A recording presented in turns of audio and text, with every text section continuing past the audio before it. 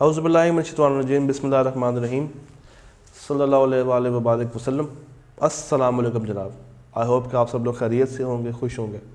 Last lecture में हम लोगों ने बात की थी cost of production in short run. अब बात करेंगे कि लॉन्ग रन के अंदर इसका क्या इम्पैक्ट होगा। तो सबसे पहले तो हमें ये पता होना चाहिए कि लॉन्ग टर्म में होता क्या है। बेसिकली लॉन्ग टर्म के अंदर कंपनी के पास तमाम तर फैक्टर्स ऐसे मौजूद होते हैं जिनको आप बड़ी आसानी से ऑल्टर कर सकते हैं, क्योंकि दोनों फैक्टर्स क्या हैं, वेरिएबल। दोनों फैक्टर्स क्या हैं, वेरिएबल। और इसके मुताबिक, इसके चलते हुए कंपनी अपनी ऑपरेशंस को जब चाहे जैसे चाहे एक्सपैंड कर सकती है, हाई स्केलेबिलिटी की तरफ लेके जा सकती है। मगर ये कब पॉसिबल होगा? सिर्फ उसी वक्त पॉसिबल होगा कि जब कोई फैक्टर ऑफ प्रोडक्शन उसके पास फिक्स फॉर्म में ना हो, सारे के सारे वेरिएबल फॉर्म में होने चाहिए।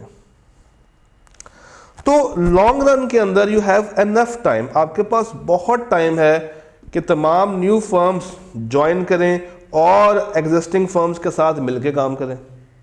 और लॉन्ग टर्म के अंदर, लॉन्ग रन के अंदर इतना टाइम भी होता है कि जो मौजूदा फर्म्स हैं वो अगर चाहें तो इस इंडस्ट्री को छोड़ भी सकती हैं अगर वो नुकसान में जा रही हैं। तो लॉन्ग टर्म के अंदर एक फर्म खुल के खेलती है।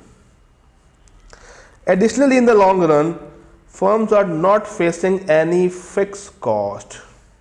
ये बहुत मजे की चीज़ है कि कोई फिक्स कॉस्ट ही नहीं है और सारा का सारा इम्पैक्ट भी इसी स्टेटमेंट का है लॉन्ग रन में। बिकॉज अगर कोई फिक्स कॉस्ट नहीं है तो टोटल फिक्स कॉस्ट नामी कोई भी कॉस्ट कंपनी को बर्दाश्त करनी नहीं पड़ती। अगर आपके सामने मैं वो टेबल रखूं, ये वाला, तो ये जो फिक्स कॉस्ट कंपनी को बर्दाश्त करनी पड़ रही थी, चाहे यूनिट 0 हो, 1 हो या 8 हो, ये 10 रुपये तो लग ही रहे थे। और अगर ये भी वेरिएबल हो जाए जिस तरह ये था, तो इट मीन्स कि टोटल फिक्स कॉस्ट मेरी ख़त्म हो जाएगी। इसके साथ साथ एवरेज फिक्स कॉस्ट भी मेरी ख़त्म हो जाएगी। तो कंपनी दो वेरिएबल्स के साथ चल रही होगी और जो टोटल कॉस्ट होगी, जो टोटल कॉस्ट का फॉर्मूला होगा, इसमें TVC1 और TVC2 एंड ऑनवर्ड्स TVCN, ये TFC ख़त्म हो जाएगा। TFC ख़त्म हो जाएगा। Regarding cost curve, short run में आपने एक गैप देखा था बिटवीन ATC एंड ABC। भाई फॉर्मूला क्या कहता है? ATC is equal to AFC plus AVC। तो इसके और इसके बीच में एक गैप मौजूद है। ये गैप किस चीज का है? एवरेज फिक्स कॉस्ट का गैप। ये गैप है एवरेज फिक्स्ड कॉस्ट। ये है आपकी एवरेज फिक्स कॉस्ट। ये जो ABC जा रहा है ऐसे और AFC जा रहा है ऐसे। ये ATC ऊपर क्यों गया? क्योंकि ये जो स्पेस है, this space was technically covered. This space was technically covered by total fixed cost. तो इसके जाने से क्या होगा? ये दोनों बराबर पे आ जाएंगे। ये दोनों बराबर पे ऑपरेट कर रहे होंगे, यानी कि ATC will be equal to ABC। जितनी वेरिएबल कॉस्ट होगी उतने ही टोटल कॉस्ट होगी। तो लॉन्ग रन के अंदर अगर मुझे ये चीज़ हासिल करनी है तो मुझे इकोनॉमीज ऑफ स्केल की तरफ जाना पड़ेगा। इकोनॉमीज ऑफ स्केल की तरफ जाना पड़ेगा। इकोनॉमीज ऑफ स्केल क्या है? कुछ ऐसे फैक्टर्स जो रिड्यूस करते हैं कॉस्ट ऑफ प्रोडक्शन।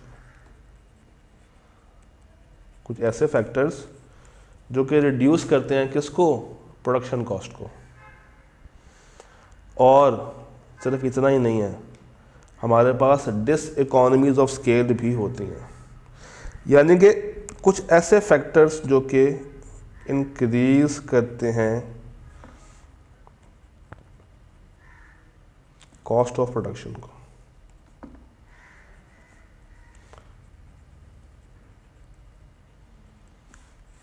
तो ये होता है, आप शुरू करते हैं इकोनॉमीज ऑफ स्केल, कॉस्ट कम है, प्रोडक्शन तेज होती है।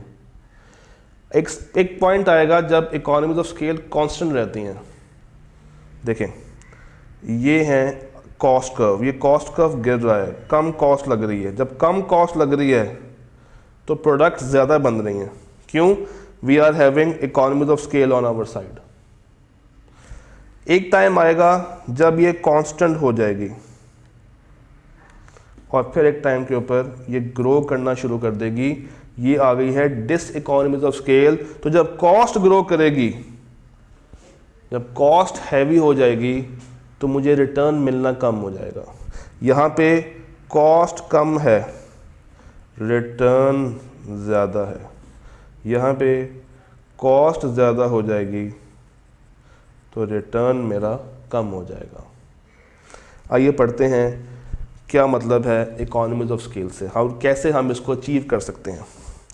अगर आप अपनी लेबर को स्पेशलाइज कर लें, लेबर को पता हो कि उसने क्या काम करना है, कितना काम करना है, कैसे काम करना है, और वो उसमें एक्सपीरियंस ले ले, तो उसके बाद क्या होगा? उसके बाद ये होगा कि वो वेस्टेज कम से कम करेगी। जब आप एक फील्ड में एक्सपर्ट होते हैं तो आप वो काम जल्दी भी करते हैं, ज़्यादा एफिशिएंट होकर करते हैं, ज़्यादा इफेक्टिवली करते हैं, और आपके अंदर वेस्टेज का चांस ऑटोमेटिकली कम हो जाता है। Small firms can not afford large number of workers. छोटी फर्म के पास ऑप्शन ही नहीं होती, उनके पास इतना कैपिटल ही नहीं होता, वो इतने ज़्यादा वर्कर्स को बर्दाश्त ही नहीं कर सकते। जब इतने ज़्यादा वर्कर्स नहीं होंगे तो कुछ वर्कर्स को मोर देन वन टास्क करने पड़ेंगे, तो वहाँ पे आप ये जॉब स्पेशलाइजेशन अचीव नहीं कर सकते, क्योंकि आपको फ्यू वर्कर्स के दरमियान ही सारा का सारा काम डिस्ट्रीब्यूट करना पड़ेगा। तो वहाँ पे आप कभी भी इस तरह की इकोनॉमीज ऑफ स्केल अचीव नहीं कर सकते। कहाँ पे? स्मॉल फर्म्स के अंदर, यानी कि शॉर्ट रन में। मगर लॉन्ग रन में ये चीज़ अचीवेबल है। जब आप डिफरेंट जॉब्स करते हैं साइमल्टेनियसली, तो वो जो स्किल है ऑफ स्पेशलाइजेशन वो कभी भी डेवलप नहीं कर पाते। तो लेबर की प्रोडक्टिविटी किस टाइम पे बढ़ेगी? जब लार्ज फर्म के अंदर उनको कहा जाएगा भाई तुमने यही काम करना है और बार बार करना है और फिर से करना है और दोबारा करना है और करते ही जाना है। और इससे क्या होगा? जो हमारी कॉस्ट ऑफ प्रोडक्शन है वो कम होगी because of less wastage. Less wastage होगी, ज़्यादा एफिशिएंट होगा और more effective in less time, quick response आएगा। तो जिस बंदे को जो काम आता है आपने उसे वही काम बार बार लेना। देन टेक्नोलॉजिकल फैक्टर्स, जितनी अच्छी जितनी स्ट्रॉन्ग टेक्नोलॉजी आपके पास होगी उसी तरह आप अपनी कॉस्ट ऑफ प्रोडक्शन को कम कर सकते हैं। जितनी स्ट्रॉन्ग जितनी अच्छी टेक्नोलॉजी आपके पास होगी आप अपनी कॉस्ट ऑफ प्रोडक्शन को कम से कम कर सकते हैं। लार्ज स्केल के ऊपर फर्म्स जो हैं वो अफोर्ड कर सकती हैं। लार्ज स्केल के ऊपर फर्म्स जो हैं वो अफोर्ड कर सकती हैं हैवी टेक्नोलॉजी, इंपोर्टेड टेक्नोलॉजी।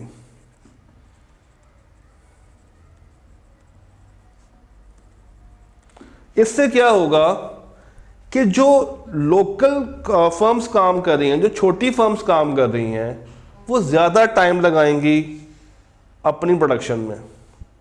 उनका प्लांट, उनकी मशीनरी इतनी अच्छी नहीं है कि वो सस्ते में और जल्दी वो चीज़ प्रोड्यूस कर सकें। मगर ज़्यादा अच्छी एफिशिएंट न्यू मॉडल की टेक्नोलॉजी अगर आपके पास हो तो वहाँ पे अगेन वेस्टेज भी कम होगा, वहाँ पे कॉस्ट भी कम आएगी और वहाँ पे चीज़ें बहुत अच्छे तरीके से बहुत ज़्यादा एफिशिएंट वे में प्रोड्यूस भी हो रही होंगी। प्रोडक्टिविटी बढ़ती जाएगी, मज़ीद बढ़ती जाएगी और आप ज़्यादा फास्ट काम कर सकेंगे at a very low cost. Small printer cost more than a large one, मगर इस लार्ज वन की फिर एक दफ़ा की कॉस्ट है, बार बार आपको स्मॉल प्रिंटर खरीदने की ज़रूरत नहीं है। सस्ता रोए बार बार, महंगा रोए एक बार। बल्क बाइंग, भाई जब भी आप रॉ मटेरियल खरीदने जाएं तो आप उसको बल्क में परचेज कर लें। उससे क्या होगा, आप दूसरी पार्टी से डिस्काउंट हासिल कर लेंगे, आप दूसरी पार्टी से क्वांटिटी के ऊपर डिस्काउंट ऑब्टेन कर लेंगे और जब आपको रॉ मटेरियल सस्ता पड़ेगा तो कॉस्ट ऑफ प्रोडक्शन ऑटोमेटिकली कम हो जाएगी। जब ये कम होगी तो कॉस्ट कम होगी, जब कॉस्ट कम होगी तो उसी रेवेन्यू के ऊपर आपका प्रॉफिट बढ़ता चला जाएगा। मगर ये कब पॉसिबल है, जब आपके पास कैपिटल ज़्यादा हो, जब आपके पास कैपिटल ज़्यादा हो। और अगेन ये कौन कर सकता है, ये वही फर्म कर सकती है, ये वही फर्म कर सकती है जो कि लॉन्ग रन में ऑपरेट कर रही है, जो कि कमर्शियली उसके अंदर घुसी हुई है, जिसका मकसद ये है कि कॉस्ट को गिराना और क्वालिटी को ऊपर लेके जाना। Cost of capital for large firm is usually low as they have easy access to capital markets, और वो फंड्स फेवरेबल रेट्स पे हासिल कर सकते हैं। भाई छोटे इन्वेस्टर को, छोटी फर्म्स को, छोटे प्रोड्यूसर्स को कोई भी पैसा इतनी जल्दी प्रोवाइड नहीं करता। आप लोन लेने जाएं, आपको लोन नहीं मिलता, फंड्स अरेंज करने बहुत मुश्किल होते हैं छोटी फर्म के लिए। अलबत्ता बड़ी फर्म बहुत आसानी से ये फंड्स हासिल कर सकती है। उनको बैंक्स अपने अकाउंट्स में से लोन दे देते हैं। क्यों? दे बिलीव कि वो लार्ज स्केल पे काम कर रहे हैं तो वो विद इंटरेस्ट उनको लोन वापस करेंगे। मगर छोटी फर्म से खदशा ये होता है कि ज़रा सा नुकसान होगा तो शायद ये लोग अपना बिजनेस ही बंद कर दें, तो हमारे लिए रिकवरी मुश्किल है। छोटी फर्म को लोन देना बैंक के लिए रिस्क ज़्यादा है, तो अगर वो लोन दे भी तो वो rate of interest high charge करता है। तो जब rate of interest he high हो तो कॉस्ट ऑफ प्रोडक्शन कभी भी कम नहीं हो सकती। आप जब सूद दे रहे हैं और ज़्यादा दे रहे हैं तो जो दे रहा है उसने रिकवर कहाँ से करना है? कस्टमर से। तो रिकवर कैसे करेगा? कॉस्ट बढ़ा के। तो जब कॉस्ट ही उसने बढ़ा दी है तो काहे का economies of scale. Repairing and maintenance cost large scale वालों के लिए कोई इतना मसला नहीं है, उनके पास इन बिल्ड इंजीनियर्स मौजूद होते हैं और कोई भी छोटा मोटा काम हो वो फ़ौरन से ठीक करवा देते हैं। मगर छोटी फर्म्स को अगर हल्के सी भी खराबी आ जाए तो पॉसिबिलिटी है कि वो अपने ऑपरेशंस को 2-4 दिन के लिए बंद कर देते हैं। हल्का सा मशीन नहीं चल रही है, लेबर स्ट्राइक पर चली गई है, ले जनाब प्रोडक्शन ही नहीं हो रही है। शॉर्ट टर्म का सबसे बड़ा मसला यही है कि आप लेबर पे बहुत ज़्यादा डिपेंडेंट है, मशीनरी पे बहुत ज़्यादा डिपेंडेंट है। मगर लॉन्ग रन में वो डिपेंडेंसी इतनी नहीं है। क्यों? अगर एक सेट ऑफ लेबर्स काम करने के लिए तैयार नहीं है, आपके पास 6 सेट्स और, आप किसी से भी काम करवा लें, किसी को भी डेवलप कर लें। क्यों? जेब में पैसा है ना, पैसा फेंको और तमाशा देखो। Startup cost, startup cost for a business sometimes बहुत ज़्यादा हाई होती है। स्पेशली छोटी फर्म्स को ज़्यादा कॉस्ट चाहिए होती है अपने आप को स्टार्ट करने के लिए, अपनी गाड़ी का इंजन स्टार्ट करने के लिए। मगर बड़ी फर्म्स का नाम ऑलरेडी ब्रांड बना होता है, तो वो अगर कहीं भी जाके अपनी फैक्ट्री लगाना चाहें, कहीं भी जाके अपना सेटअप खड़ा करना चाहें तो वो बआसानी उसको खड़ा कर सकते हैं। तो स्टार्टअप कॉस्ट बड़ी फर्म्स के लिए इतना कोई ख़ास मसला नहीं है। एंड एडवर्टीजमेंट कॉस्ट, इस जैसी बाकी तमाम commercial activities such as exhibitions, billboards, ये इनके लिए मसला नहीं है, क्योंकि अगर ये थोड़ा सा खर्च करेंगे भी तो इनको जो रिटर्न आएगा वो ट्वाइस आता है, थ्राइस आता है, 5 टाइम्स आता है। तो हल्की सी कॉस्ट, और वैसे भी इनकी मार्केटिंग तो वैसे ही बड़ी है, ब्रांड तो ये लोग पहले ही बने हुए। Now let's talk about diseconomies of scale, यानी कि इन्होंने आपकी कॉस्ट बढ़ा देनी है। Coordination among this is expensive. भाई लोग जितने मर्जी अपॉइंट कर लें, उन लोगों को चलाने के लिए आपकी कंपनी को, आपकी फर्म को मैनेजर्स की ज़रूरत पड़ेगी। और मैनेजर्स भी दो तरह के होते हैं, एक होता है एडमिन मैनेजर और एक होता है टेक्निकल मैनेजर, और उनकी कॉस्ट हाई होती है। इररिस्पेक्टिव ऑफ कि आप डिविजनल स्ट्रक्चर में है, आप मैट्रिक स्ट्रक्चर में है, आप फंक्शनल में है, but if you are appointing managers और आपका स्ट्रक्चर ही ऐसा है जो कि टॉल है, जिसके अंदर चेन ऑफ कमांड छोटी है, चेन ऑफ कमांड लंबी है, स्पैन ऑफ कंट्रोल छोटा है, तो यहाँ पे आपकी कॉस्ट ऑटोमेटिकली बढ़ जाएगी, आपको बजट से बाहर जाना पड़ेगा, कॉस्ट बढ़ सकती है। हायरार्की ऑफ मैनेजमेंट कभी कभी हर्डल्स क्रिएट करते हैं फॉर क्विक डिसीजन मेकिंग। अब अगेन ये वही बात कर रहा है टॉल स्ट्रक्चर की, टॉल नैरो स्ट्रक्चर की। तो अगर आपको इसी से अवॉइड करना है तो क्या करेंगे, आप फ्लैट वाइड में चले जाएं। स्टाफ ओवरहेड्स बहुत ज़्यादा हो जाते हैं, इसी तरह लेबर को रेस्ट नहीं मिलता, टेंशन रहती है, इंडस्ट्रियल डिस्प्यूट्स आने शुरू हो जाते हैं। आप लेबर को बस गधों की तरह चलाई जा रहे हैं, सैलरी दे रहे हैं, शायद उतनी नहीं दे रहे जितनी वो डिज़र्व करते हैं। क्यों? आपका अल्टीमेट पर्पस क्या है कि आपने मुनाफा कमाना है, तो अपने लिए कमाना है। तो यस, इस तरीके से भी कंपनी डिसइकोनॉमी ऑफ स्केल की तरफ जाती है। तो लॉ यही कहता है कि कहानी तो शुरू होगी कॉस्ट कटिंग से। भाई Q1 के केस में this is the cost, initial cost, और आहिस्ता आहिस्ता ये कॉस्ट मेरी कम होती जा रही है। देखने कॉस्ट गिर रही है। एक पॉइंट आया जब ये कांस्टेंट हो गई है C2 पे। यहाँ पे हमने कहा कि इकोनॉमीज ऑफ स्केल और डिसइकोनॉमीज ऑफ स्केल बराबर हो गए हैं, मगर अब कोई भी चीज़ हमेशा अच्छी नहीं रहती है। यहाँ पे खर्चे बढ़ने शुरू हो गए हैं और मेरी एवरेज टोटल कॉस्ट बढ़ रही है।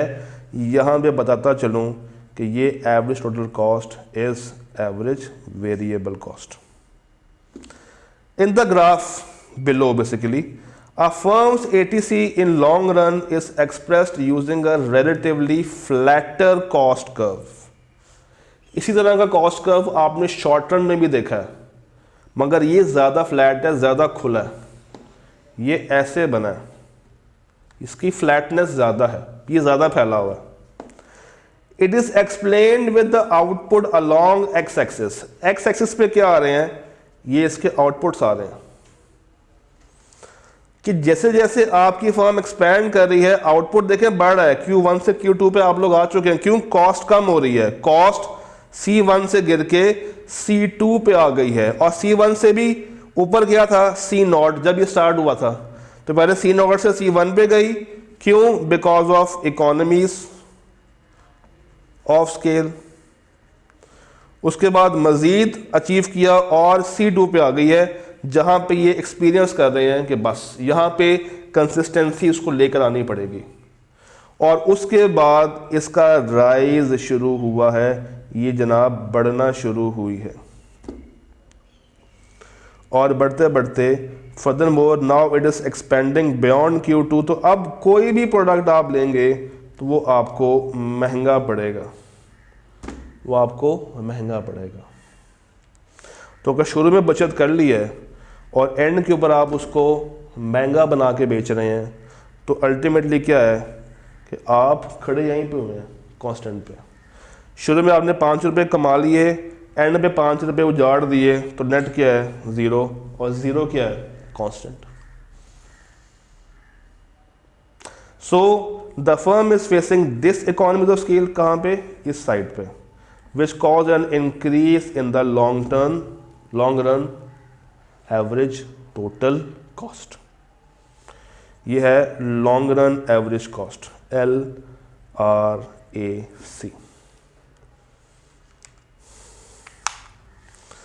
इसी चीज को जरा वापस लेकर आते हैं और चलते हैं एक दफा वापस शॉर्ट रन में।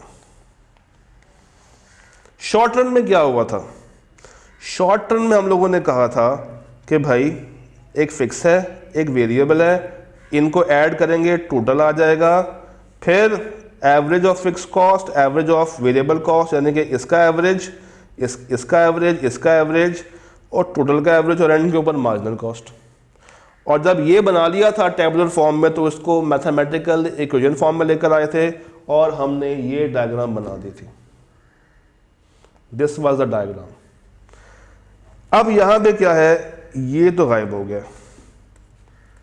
लॉन्ग रन में आपको TFC तो देखने को मिलेगा ही नहीं, क्योंकि फिक्स कॉस्ट है ही नहीं। तो ये जो TVC है और TC है, ये एक हो जाएगा। ये डिफरेंस क्यों था? Why was this difference? This difference was because of total fixed cost. अब चूंकि यही नहीं होगी लॉन्ग रन में, लॉन्ग रन में यही कॉस्ट नहीं है, तो इनके दरमियान का गैप खत्म हो जाएगा और ये नीचे की तरफ आ जाएगा। तो सर टोटल वेरिएबल कॉस्ट, चाहे वेरिएबल यूनिट 1 हो, 2 हो, 3 हो, 4 हो, जितने भी हो, उन सब का total variable cost will be equal to total cost of production. क्यों? क्योंकि TFC गायब है। TFC बिल्कुल ही गायब हो गई है। There is no fixed cost, only there is variable cost. इसी तरह जो इसकी मार्जिनल कॉस्ट है वो रहेगी, एवरेज टोटल कॉस्ट रहेगी, एवरेज वेरिएबल कॉस्ट रहेगी, मगर ये जो गैप है, वंस अगेन दिस गैप, ये गैप क्या शो कर रहा है? ये गैप ये शो करता है कि ये एवरेज फिक्स कॉस्ट है, और ये वाली जो एवरेज फिक्स कॉस्ट डॉटेड में नज़र आ रही है, ये ख़त्म हो जाएगी। जिससे क्या होगा, ये नीचे की तरफ आएगा और ये एक ही कर्व बनेगा इस तरीके से। ये एक सिंगल कर्व बनेगा जिसके अंदर ATC will be equal to ABC, just like this. ये था टोटल के साथ, ये है एवरेज के साथ। फिर प्रोडक्शन कर्व्स और कॉस्ट कर्व्स आपस में मिरर इमेजेस शो करते हैं, बिल्कुल मिरर इमेजेस। अगर आप दोनों को कभी कंपेयर करें ना आमने सामने रख के, तो प्रोडक्शन के जो कर्व्स हैं, आप कह लें कि ये उल्टा U बनाते हैं। ये है एवरेज, और थोड़ा सा ऊपर लेकर जाएंगे, फिर नीचे गिराएंगे, तो ये बन जाएगा मार्जिनल। और इसी तरह AC क्या है, ऐसे, और नीचे से ऊपर लेकर आएंगे तो ये बन जाएगा MC। तो ये बिल्कुल मिरर इमेजेस हैं। Marginal and average products move conversely with marginal and average products when variable input factors labor is coupled with fixed input. यहाँ पे फिक्स वाला एरिया है, क्यों? हम शॉर्ट टर्म की बात कर रहे हैं। अपर सेक्शन में क्या है, प्रोडक्शन, ये है प्रोडक्टिविटी कर्व्स, और नीचे वाला सेक्शन आपको दिखा रहा है कॉस्ट कर्व्स। तो बिल्कुल आपस में मिरर इमेजेस हैं ये दोनों। ये बात हम लोगों ने कवर कर ली है, अब आगे चलते हैं। Then we talk about enveloped curved long run average cost, LRAC। ये जो भी आपने बनाया ना फ्लैट वाला, ये बंदा तो वैसे ही है, मगर इसके पीछे ये साइंस है। ये बनेगा तो ऐसे ही, मगर इस लॉन्ग रन में अगर आप गौर करें तो short term average total cost मौजूद होती है। तो इसको बनाने के लिए सबसे पहले आपने क्या करना, नीचे वाला कर्व बना लेना और उसके ऊपर आपने इस तरीके से फिगर्स को खड़ा करना है ताकि ये पॉइंट्स आपस में क्या रहें, टेंजेंट रहें, टेंजेंट रहें। As the long run is sum of various short run. भाई लॉन्ग रन कैसे बनता है, शॉर्ट रन के साथ। The long run cost curve is also derived from the short run cost curve. भाई शॉर्ट रन से शुरुआत होती है ना, तो शॉर्ट रन ही आहिस्ता आहिस्ता जब बड़ा होता तो वो किस में कन्वर्ट करेगा, लॉन्ग रन में कन्वर्ट करेगा। Suppose a firm is using different plants to produce a wide range of production, name plants 1, 2 and 3, और तीनों के कर्व्स हैं SRAC 1, 2 and 3। ये देखें, ये 1 है, ये 2 है, ये 3 है। The long run ATC curve is also called envelope curve. ये जो आपने बनाया ना, ये नीचे वाला, इसको हम कहते हैं दिस इज इनवेलप कर्व, क्योंकि ये अपने अंदर इन सब को बिठा के बैठा है। This is called envelope curve. This curve is typically drawn on the assumption that there are endless number of plants. क्यों, लॉन्ग रन है ना, तो कुछ चीज फिक्स तो है ही नहीं, तो हम कहते हैं कि प्लांट्स एंडलेस होंगे। Comparing with short run ATC, अब ATC में क्या है, फिक्स फैक्टर होगा, मगर लॉन्ग रन में वो फैक्टर शामिल नहीं होता। लॉन्ग रन का जो ATC है वो डिपेंड करेगा सिर्फ और सिर्फ वेरिएबल फैक्टर्स के ऊपर। तो क्योंकि ये ज़्यादा फ्लेक्सिबल है, देयरफॉर ये अपनी यू शेप बनाता है, जिसको हम लोग कहते हैं इनवेलप शेप या envelope curve. The point of tangency between long run and short run do not occur at the minimum point of short run ATC except at the point where the minimum economies of scale is achieved। तो sir यहाँ पे ये वही point है कि यहाँ पे minimum है, ये यहाँ पे इकोनॉमीज ऑफ स्केल अचीव हो रही हैं और यहाँ पे diseconomies of scale achieve हो रही हैं। ये पॉइंट कांस्टेंट रहेगा, ये पॉइंट क्या रहेगा, ये पॉइंट मेरा कांस्टेंट रहेगा। These short run average cost curves are also called plant curves। इनको इंडिविजुअली आप कह सकते हैं these are plant curves। In the short run a firm can operate on any of them, therefore the firm increases or decreases its output by changing the variable। However long run में क्या होता है sir, long run के अंदर जो ATC है उसके अंदर किसी भी तरह से फिक्स कॉस्ट का एलिमेंट शामिल नहीं होता, तो उसकी आउटपुट के लिए आपको वेरिएबल कॉस्ट की तरफ ही जाना पड़ता है। और जब आप सबको जोड़ देंगे at a point of tangency तो you will develop a long run curve. फिर फर्म रेवेन्यू, फर्म रेवेन्यू को देखते हैं। अब रेवेन्यू बेसिकली क्या है, कॉस्ट ऑफ प्रोडक्शन सीख ली है, तो cost of production and revenue are two major factors which determine the firm's profitability. भाई रेवेन्यू में से कॉस्ट माइनस करूंगा तो क्या आएगा, प्रॉफिट आएगा। तो अब हम लोग बात करेंगे रेवेन्यू के ऊपर। इससे पहले हम लोगों ने कॉस्ट के ऊपर बहुत सारी बात कर ली है।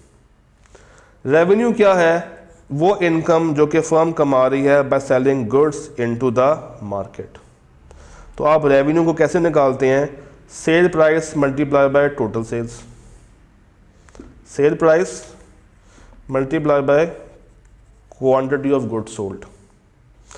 तो total revenue is equal to price multiply by quantity. तो जब मेरे पास टोटल आ गया तो क्या मैं एवरेज निकाल सकता हूँ, जी सर। एवरेज रेवेन्यू क्या होगा, total revenue divided by total units sold यानी कि क्यू।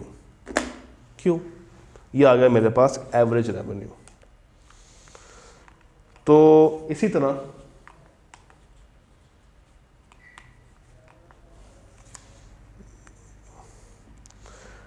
अब TR is equal to P multiply by Q। तो अगर मुझे एवरेज TR निकालना हो, अगर मुझे एवरेज में टी आर निकालना हो तो total revenue divided by Q और total revenue divided by P. Q के लिहाज से एवरेज क्या होगा और पी के लिहाज से एवरेज क्या होगा। द मार्जिनल रेवेन्यू अगर मुझे निकालना हो तो अगेन फॉर्मूलाज वही हैं, change in total revenue because of additional unit sold. बाकी फॉर्मूला सेम है। Once you develop a theme to this concept तो चीज़ें आसान होनी शुरू हो जाती हैं। आई वुड जेन्युइनली रिक्वेस्ट कि इस टॉपिक से आगे जाने से पहले आपको ये सारी पिछली बातें आनी चाहिए। प्रोडक्शन में जो बातें पढ़ी हैं, कॉस्ट में जो बातें पढ़ी हैं, रेवेन्यू में जितनी बातें पढ़ी हैं, ये सारी जब तक आपके दिमाग में नहीं होंगी अगली बात समझना मुश्किल होगा। तो अगर यहाँ तक क्लैरिटी नहीं है काइंडली ग्रुप में पूछ लें। आपसे दरख्वास्त है लेक्चर को दोबारा सुन लें, किताब पढ़ लें। किताब ICAP ने पढ़ने के लिए दी हुई है, सिर्फ देखने के लिए नहीं दी हुई। किताब बेशक पढ़ें, पूछें, डिस्कस करें, समझें और फिर आगे चलिएगा। डन। तो उसके बाद हमारे पास डिफरेंट मार्केट स्ट्रक्चर्स के अंदर रेवेन्यू मॉडल्स आते हैं जो कि आपको उस वक्त समझ आएंगे जब आपको ये सारी कहानी पिछली समझ आ चुकी होगी। तो this was the theme, this was the target. Done हो गया। लेक्चर को यहीं पे एंड करते हैं और अब नेक्स्ट हम लोगों ने बात करनी है डिफरेंट मार्केट स्ट्रक्चर्स के ऊपर, different revenue model, cost model, production model. तब तक के लिए अल्लाह हाफिज़।